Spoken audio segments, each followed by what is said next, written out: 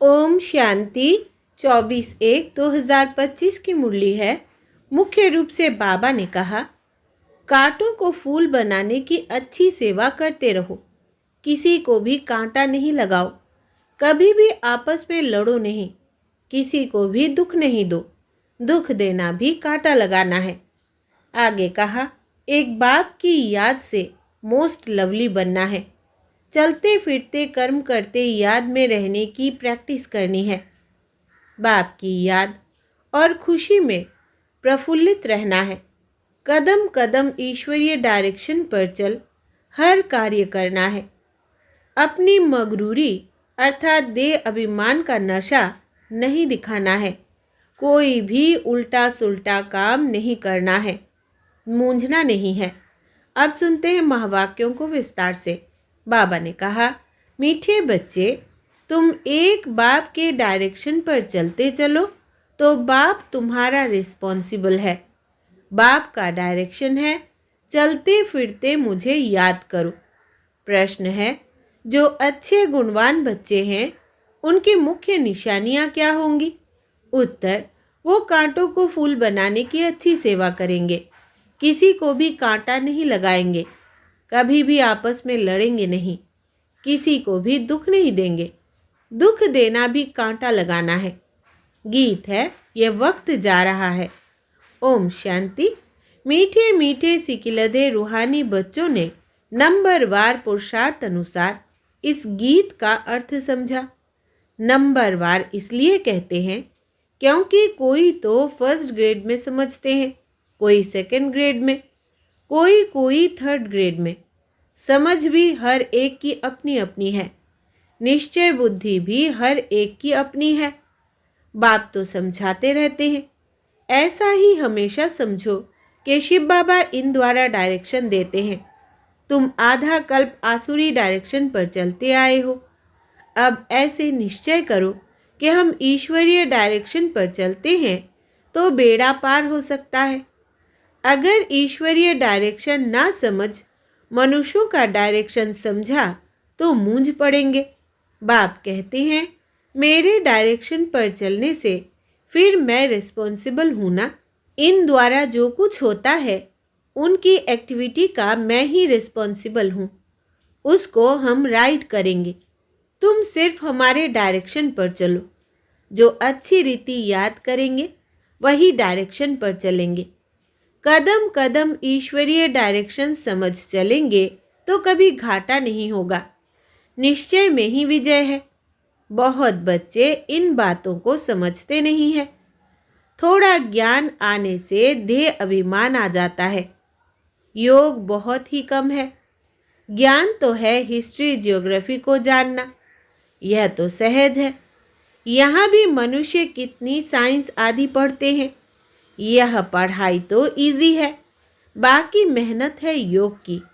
कोई कहे, बाबा हम योग में बहुत मस्त रहते हैं। बाबा मानेगा नहीं। बाबा हर एक की एक्ट को देखते हैं। बाप को याद करने वाला तो मोस्ट लवली होगा। याद नहीं करते, इसलिए ही उल्टा सुल्टा काम होता है। बहुत रात दिन का फर्क है। अभी तुम इस सीढ़ी के चित्र पर भी अच्छी रीति समझा सकते हो। इस समय है कांटों का जंगल। यह बगीचा नहीं है। यह तो क्लियर समझाना चाहिए कि भारत फूलों का बगीचा था। बगीचे में कभी जंगली जानवर रहते हैं क्या? वहाँ तो देवी देवता रहते हैं। बाप तो है ही हाईएस्ट ऑथोरिटी। और फिर यह प्रजापिता ब्रह्मा भी हाईएस्ट ऑथोरिटी ठहरे। यह दादा है सबसे बड़ी ऑथोरिटी। शिव और प्रजापिता ब्रह्मा आत्माएं हैं शिव बाबा के बच्चे। और फिर साकार में हम भाई बहन सब है प्रजापिता ब्रह्मा के बच्चे। यह है सबका ग्रेट ग्रेट ग्रैंडफादर। ऐसे हाईएस्ट ऑथोरिटी के लिए हमको मकान चाहिए। ऐसे तुम लिखो, फिर देखो बुद्धि में कुछ आता है। शिव बाबा और प्रजापिता ब्रह्मा आत्माओं का बाप और सब मनुष्य मात्र का बाप। यह पॉइंट बहुत अच्छी है समझाने की, परंतु बच्चे पूरी रीति समझते नहीं हैं। भूल जाते हैं। ज्ञान की मगरूरी चढ़ जाती है, जैसे कि बाप दादा पर भी जीत पा लेते हैं। यह दादा कहते हैं, मेरी भल ना सुनो, हमेशा समझो शिव बाबा समझाते हैं, उनकी मत पर चलो। डायरेक्ट ईश्वरीय मत देते हैं कि यह करो, रिस्पॉन्सिबल हम हैं, ईश्वरीय मत पर चलो। यह ईश्वर थोड़ी ही है, तुमको ईश्वर से पढ़ना है ना। हमेशा समझो यह डायरेक्शन ईश्वर देते हैं। यह लक्ष्मी नारायण भी भारत के ही मनुष्य थे, यह भी सब मनुष्य है, परंतु यह शिवालय के रहने वाले हैं, इसलिए सब नमस्ते करते हैं। परंतु बच्चे पूरा समझाते नहीं हैं, अपना नशा चढ़ जाता है। डिफेक्ट तो बहुतों में है ना। जब पूरा योग हो तब विकर्म विनाश हो। विश्व का मालिक बनना कोई मासी का घर थोड़ी है। बाबा देखते हैं माया एकदम नाक से पकड़कर गटर में गिरा देती है। बाप की याद में तो बड़ी खुशी में प्रफुल्लित रहना चाहिए। सामने एम ऑब्जेक्ट खड़ी है, हम यह लक्ष्मी नारायण बन रहे हैं। भूल जाने से खुशी का पारा नहीं चढ़ता है। कहते हैं हमको निष्ठा में बिठाओ, बाहर में हम याद नहीं कर सकते हैं, याद में नहीं रहते हैं, इसलिए कभी कभी बाबा भी प्रोग्राम भेज देते हैं, परंतु याद में बैठते थोड़ी है। बुद्धि इधर उधर भटकती रहती है। बाबा अपना मिसाल बताते हैं, नारायण का कितना पक्का भक्त था, जहाँ तहाँ साथ में नारायण का चित्र रहता था, फिर भी पूजा के समय बुद्धि इधर उधर भागती थी। इसमें भी ऐसा होता है। बाप कहते हैं चलते फिरते बाप को याद करो, परंतु कई कहते हैं बहन निष्ठा करावे। निष्ठा का तो कोई अर्थ ही नहीं है। बाबा हमेशा कहते हैं याद में रहो। कई बच्चे निष्ठा में बैठे बैठे ध्यान में चले जाते हैं, ना ज्ञान ना याद रहती, या तो फिर झुटके खाने लग पड़ते हैं। बहुतों को आदत पड़ गई है। यह तो अल्पकाल की शांति हो गई, गोया बाकी सारा दिन अशांति रहती है। चलते फिरते बाप को याद नहीं करेंगे तो पापों का बोझा कैसे उतरेगा। आधा कल्प का बोझा है, इसमें ही बड़ी मेहनत है। अपने को आत्मा समझो और बाप को याद करो। भल बाबा को बहुत बच्चे लिख भेजते हैं, इतना समय याद में रहा, परंतु याद रहती नहीं है, चार्ट को समझते ही नहीं है। बाबा बेहद का बाप है, पतित पावन है, तो खुशी में रहना चाहिए। ऐसे नहीं हम तो शिव बाबा के हैं ना, ऐसे भी बहुत है, समझते हैं हम तो बाबा के हैं, लेकिन याद बिल्कुल करते नहीं। अगर याद करते होते तो फिर पहले नंबर में जाना चाहिए। किसको समझाने की भी बड़ी अच्छी बुद्धि चाहिए। हम तो भारत की महिमा करते हैं। नई दुनिया में आदि सनातन देवी देवताओं का राज्य था। अभी है पुरानी दुनिया आयरन एज, वो सुखधाम, यह दुखधाम। भारत गोल्डन एज था तो इन देवताओं का राज्य था। कहते हैं हम कैसे समझे कि इनका राज्य था। यह नॉलेज बड़ी वंडरफुल है। जिसकी तकदीर में जो है, जो जितना पुरुषार्थ करते हैं वो देखने में तो आता है। तुम एक्टिविटी से जानते हो। है तो कलयुगी भी मनुष्य, तो सतयुगी भी मनुष्य, फिर उन्हों के आगे माथा जाकर क्यों टेकते हो। इन्हों को स्वर्ग का मालिक कहते हैं ना। कोई मरता है तो कहते हैं फलाना स्वर्गवासी हुआ, यह भी नहीं समझते। इस समय तो नरकवासी सब है, जरूर पुनर्जन्म भी यहाँ ही लेंगे। बाबा हर एक की चलन से देखते रहते हैं। बाबा को कितना साधारण रीति से किस किस से बात करनी पड़ती है, संभालना पड़ता है। बाप कितना क्लियर कर समझाते हैं। समझते भी है तो बात बड़ी ठीक है, फिर भी क्यों बड़े बड़े कांटे बन जाते हैं।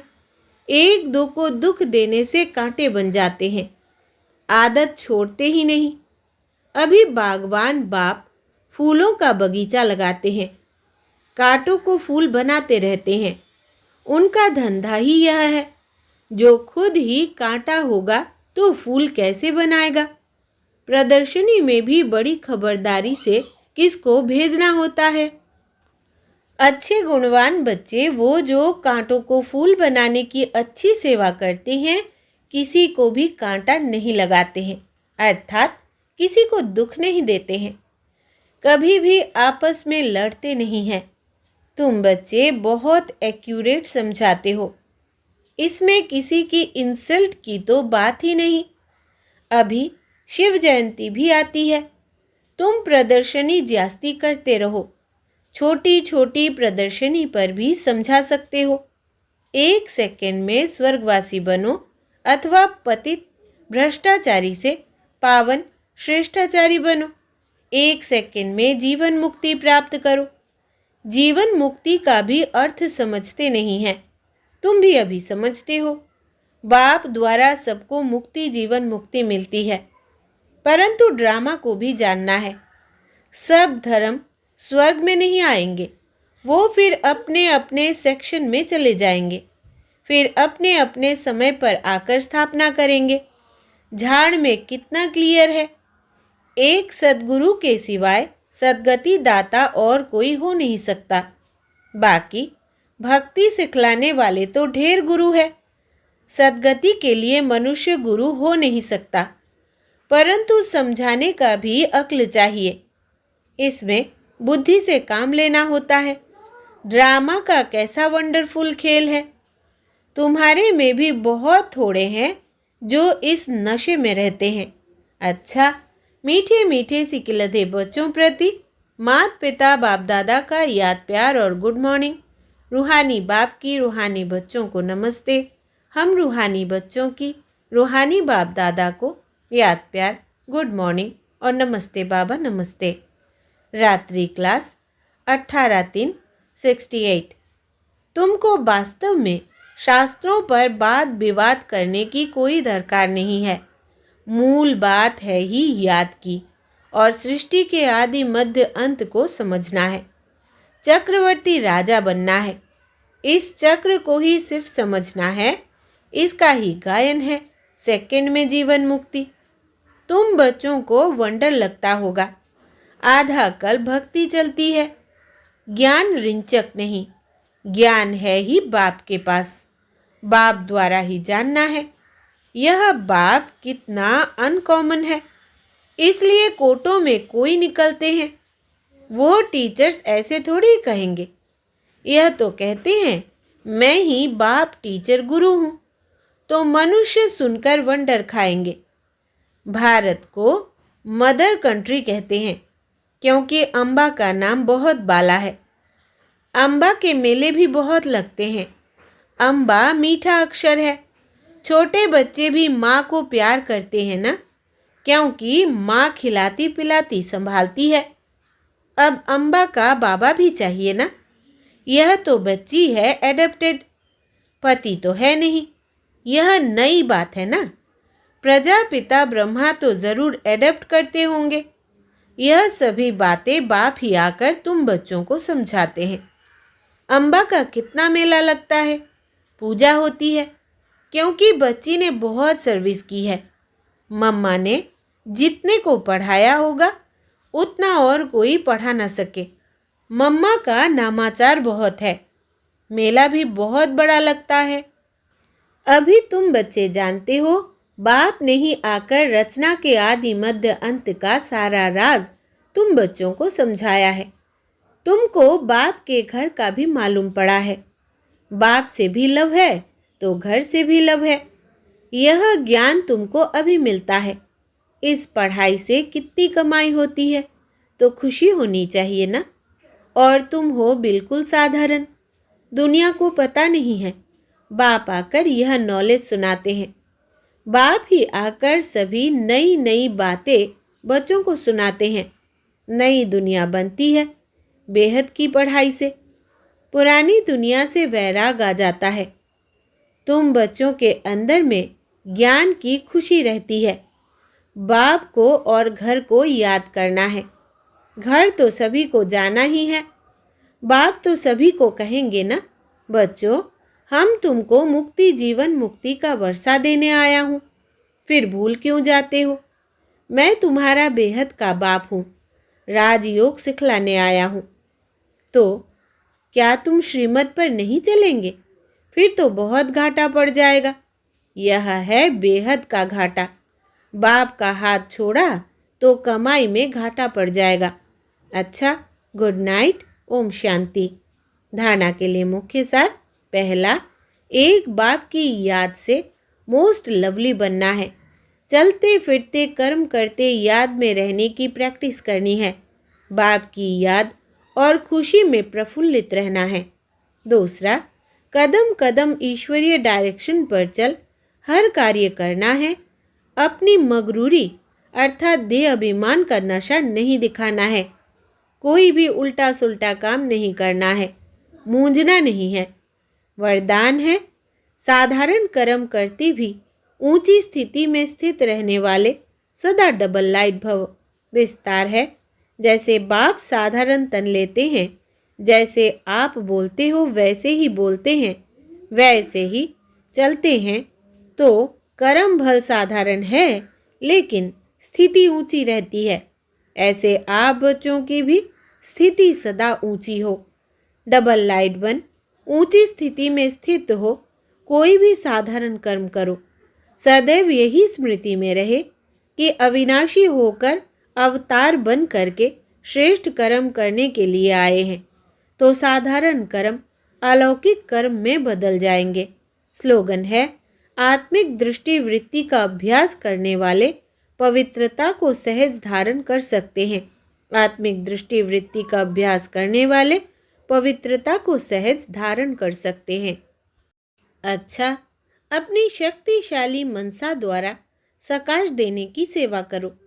जितना स्वयं को मनसा सेवा में बिजी रखेंगे, उतना सहज मायाजीत बन जाएंगे। सिर्फ स्वयं के प्रति भावुक नहीं बनो, लेकिन औरों को भी शुभ भावना और शुभकामना द्वारा परिवर्तन करने की सेवा करो। भावना और ज्ञान, स्नेह और योग दोनों का बैलेंस हो। कल्याणकारी तो बने हो, अब बेहद विश्व कल्याणकारी बनो। अच्छा, ओम शांति।